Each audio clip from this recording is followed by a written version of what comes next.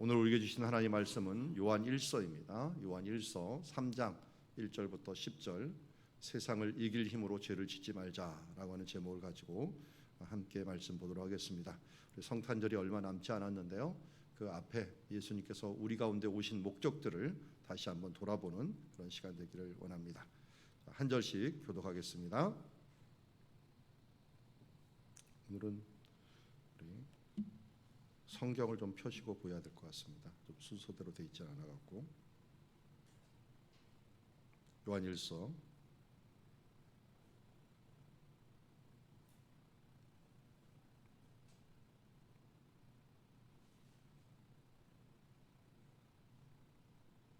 1절부터 10절까지 같이 보도록 하겠습니다.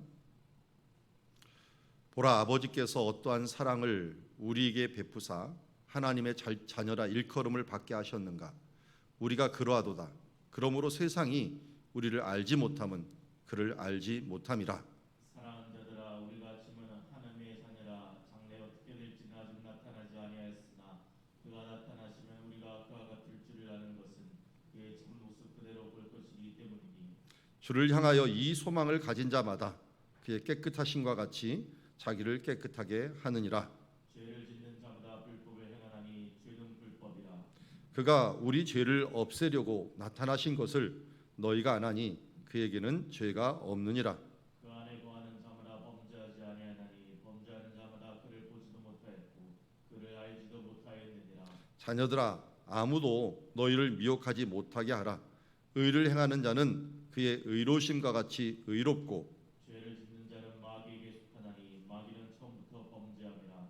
하나님의 아들이 나타나신 것은 마귀의 일을 멸하려 하심이라. 하나님께로부터 난 자마다 죄를 짓지 아니하나니 이는 하나님의 씨가 그의 속에 거함이요 그도 범죄하지 못하는 것은 하나님께로부터 났음이라.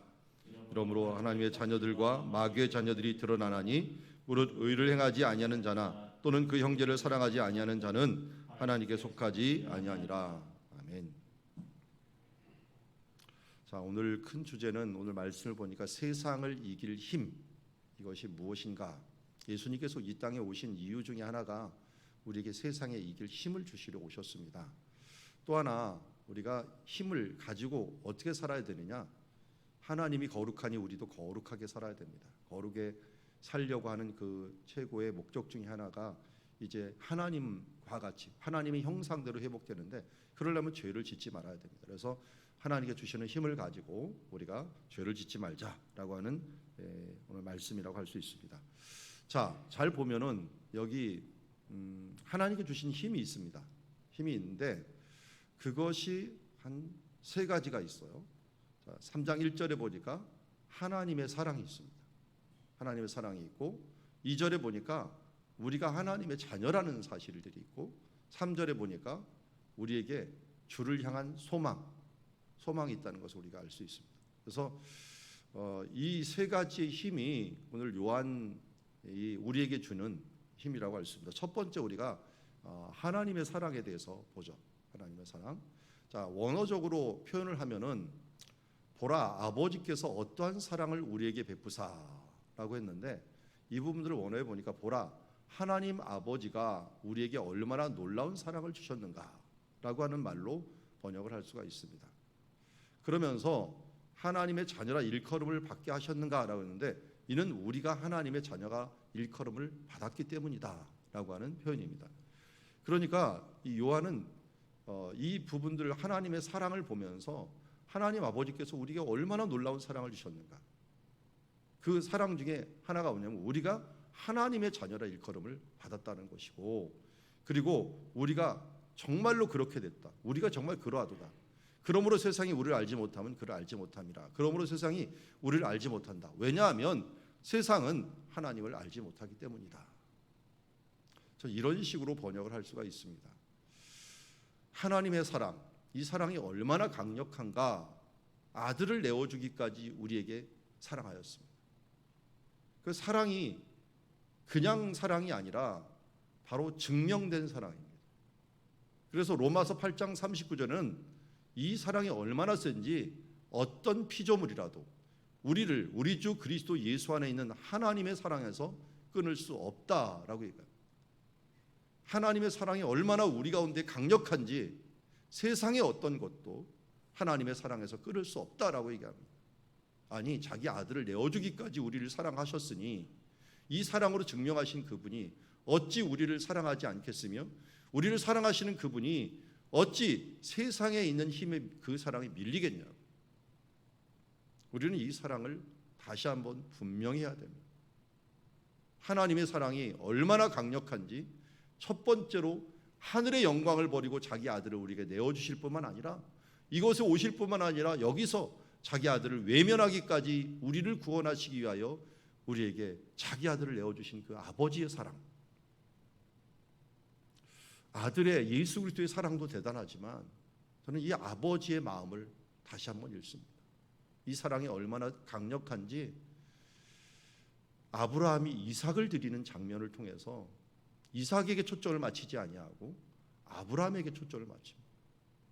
100세 된 낳은 아들, 그 아들을 하나님께 드리면서 우리에게 알려준 하나님 경외의 사상뿐만 아니라 그 하나님은 경외라고 하는 그 부분들을 넘어서 하나님 아버지께서 그 장소에서, 아브라함이 이삭을 드렸던 그 장소에서 바로 내 아들을 너에게 내어줄 것이라고 하는 하나님의 사랑의 그 확정적인 모습들, 수천 년부터 계획된 하나님의 사랑에 대한 모습들을 우리에게 보여주는 것을 보게 됩니다.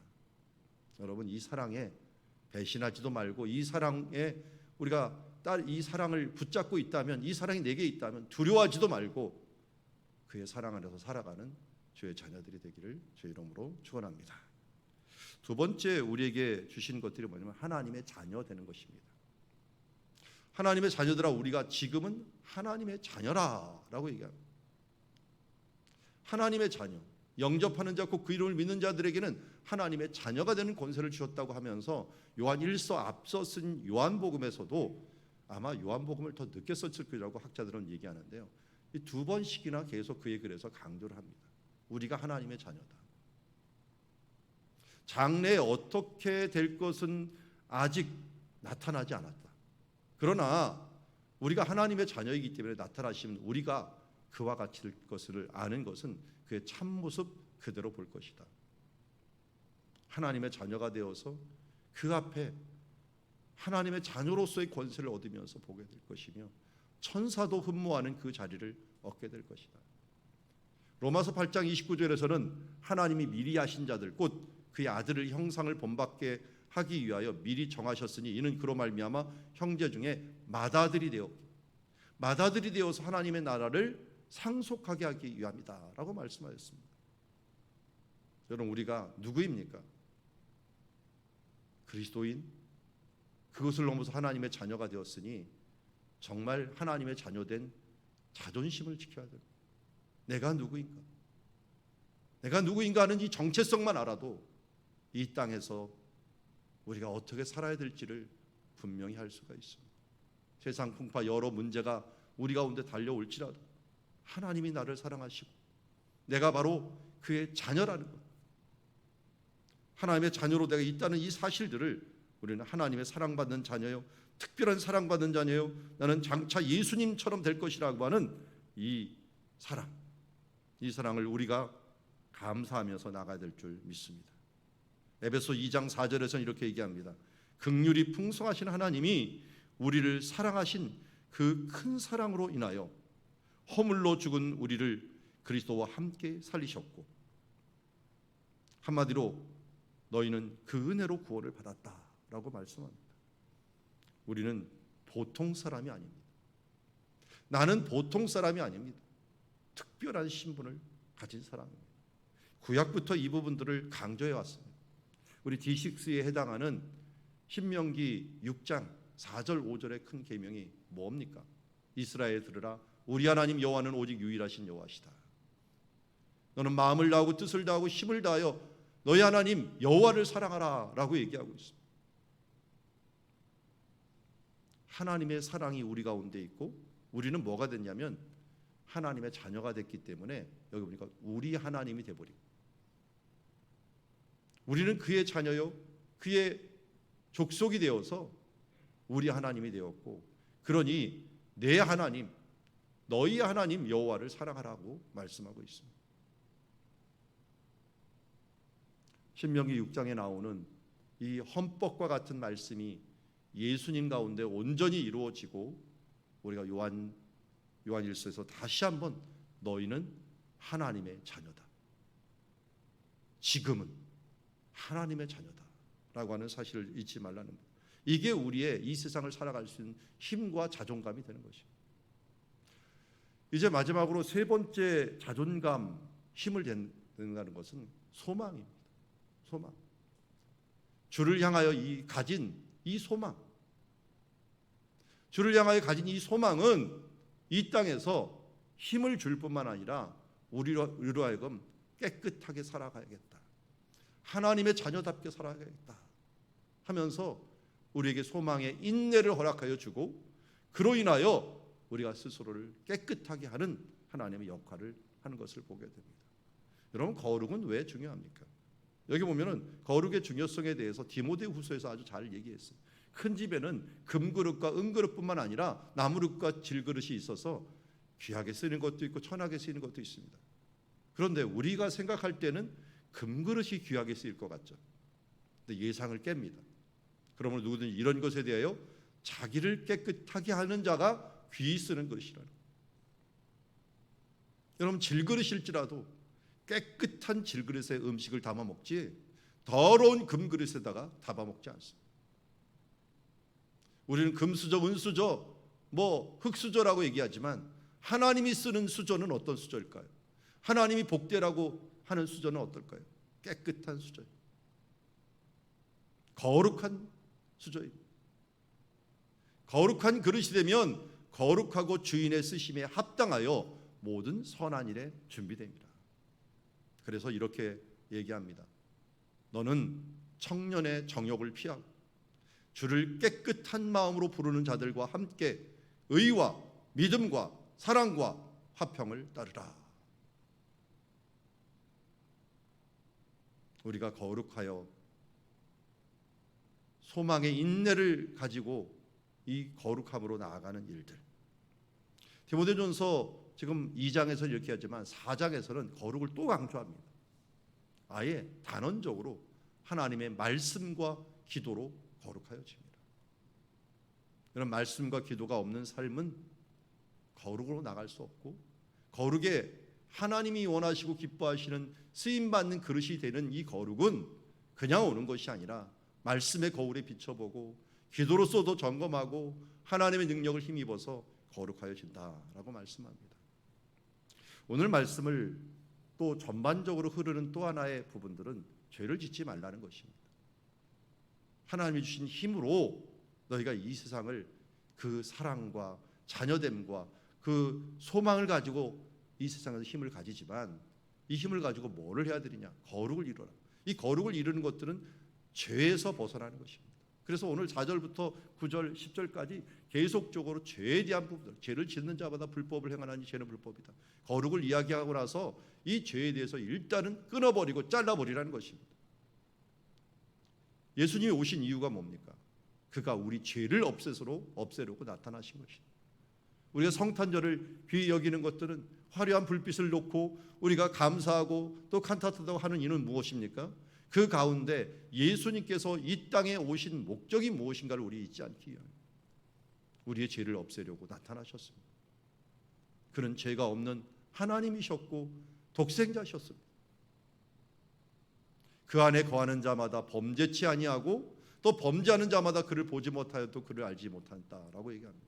그러므로 자녀들아, 너희는 미혹하지 못하게 하라. 의를 행하는 자는 그의 의로움과 같이 의롭고 죄를 짓는 자마다 마귀에 속하였다. 우리가 해야 되는 가장 큰 것들, 죄를 짓지 않는 것입니다. 그래서 이 4절에 보는 죄를 짓는 자마다 불법을 행하나니 죄는 불법이다라고 말하고 있습니다. 죄에 대한 정의, 우리 전도 폭발할 때 얘기하는 거죠.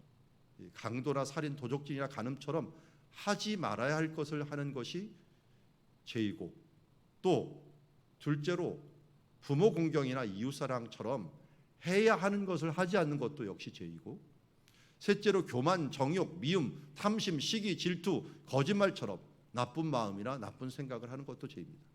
그러나 무엇보다도 가장 큰 죄는 우리의 죄를 사하기 위하여 예수 그리스도를 보내주셨고 하나님께서 우리에게 복음을 주셨는데 그 하나님을 믿지 않는 것, 하나님을 하나님으로 믿지 않는 그것이 가장 큰 죄다라는 것이에요. 성령을 회방하는 자는 용서받지 못한다고 했어요. 왜 그럴까요?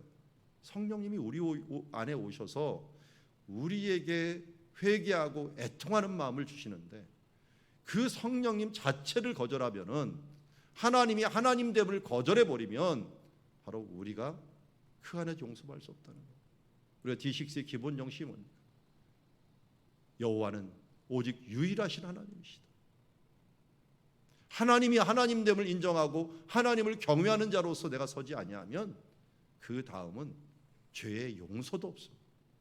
모든 사람이 죄를 범하였으며 하나님의 영광에 이르지 못하는데 이 부분들이 하나님이 하나님됨을 인정할 때부터 시작된다라고 하는 것입니다. 근데 오늘 5절의 말씀을 보면은 예수님께서 분명히 우리 죄를 없애려고 나타나셨다 그랬어요. 예수님이 오신 이유예요. 그런데 8절에 보니까 죄를 짓는 자는 마귀에게 속하나니 마귀는 처음부터 범죄함이라. 하나님의 아들이 나타난 것은 마귀의 일을 멸하려 하심이라. 예수 그리스도께서 오신 이유에 대해서 분명히 나타납니다. 마귀의 일을 없애려고 또 우리의 죄를 없애려고 나타납니다. 죄를 짓지 말아야 되는 이유 중에 하나는 여기 보니까 죄를 짓는 자마다 마귀에게 속하였기 때문입니다. 마귀는 어떤 존재예요? 태어날 때부터 존재할 때부터 바로 거짓말장이요, 또 범죄한 자요, 대적하는 자요. 우리 가운데 이 사탄이 우리 가운데 나타난 이 부분들은 어떻게든지 죄의 굴레에 우리를 둘러싸이기 위함입니다. 예수님께서 오늘 우리 가운데 오신 이유, 예수께서 우리를 위하여 죽으신 이유, 예수께서 우리에게 부활하신 이유, 이건 한 가지, 바로 마귀의 일을 멸하시고 우리를 죄 가운데 구원하시기 위함이기 때문에 우리는 예수님이 오신 것 십자가를 생각한다면 이 땅에서 죄를 짓는 삶에서 빨리 돌이켜야 함을 알 수가 있습니다. 그런데 우리는 염려하지 말 것은 우리에게 힘이 있어요. 그 힘은 우리 앞에 얘기를 했죠. 하나님의 사랑이 있고 또 우리의 자녀됨에 있고 또 우리에게 소망이 있기 때문에 있지만, 그러나 우리가 죄를 지을 수도 없어요. 사실은 하나님을 믿는 사람들, 예수를 선택받은 사람들, 여기 보면 6절에 보니까 이렇게 그 안에 거하는 자마다 범죄하지 아니하나니, 이걸 이제 원어적으로 좀 정확히 얘기를 해줘야 될 거예요. 잘못하면 혼동이 돼요. 아니 어떻게 죄 짓지 말라고 해놓고서 그 안에 거하는 자마다 범죄하지 않는다라고 얘기하는 말을 하느냐. 원래 원어상으로는 지속적으로 죄에 머물러 있지 않다라는 뜻이에요. 그러니까 지속적인 죄를 우리가 있을 수 없다는 거예요. 이게 무슨 뜻입니까? 우리가 가끔 실수할 수는 있지만 우리가 하나님의 자녀가 된 사람들은 죄 가운데나 그 가운데 머물러 있을 수 없는 사람이라요. 성령님께서 우리를 위해 탄식해 주시고 결정적인 순간에 우리를 하시고 어떨 때는 우리를 때려서라도 하나님의 자녀이기 때문에 하나님께서 영원히 떠나지 아니하시는 하나님께서 우리를 이끌어 주신다는 것입니다. 여러분, 우리 자녀들이 잘못할 수 있죠. 실수할 수 있어요. 그렇지만 부모가 어떻게 자녀를 끝까지 다 몰라라 할 수 있겠습니까? 그를 쳐서 어떻게든지 하나님 앞으로 이끌어 주시듯이 하나님 아버지께서도 우리에게 그렇게 하신다는 것입니다. 범죄하는 자마다 하나님을 볼 수도 없습니다. 그를 알 수도 없습니다. 그러나 하나님께로부터 난 자는 죄를 짓지 않습니다. 왜 그렇게 될까요? 여기 얘기합니다. 하나님의 씨가 그 속에 거함이라. 그도 범죄하지 못하는 것은 하나님의 자녀이기 때문에, 하나님께로부터 났기 때문입니다.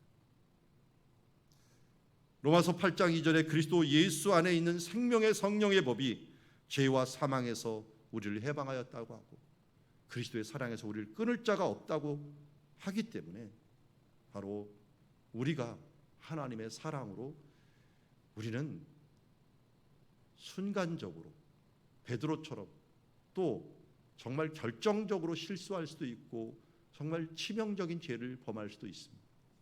그러나 완전히 실망하지 않을 것은 주님께서 베드로를 위해서 기도하였고 또 주님께서 우리를 위해 기도하셨기에 우리는 우리 가운데 성령님이 오신 거룩한 씨앗이 있고 하나님의 씨앗이 우리 가운데 있기에 우리는 생명력까지 없어지지는 않습니다. 다만 우리 가운데 그것 때문에 큰 환난이 있을 수는 있죠.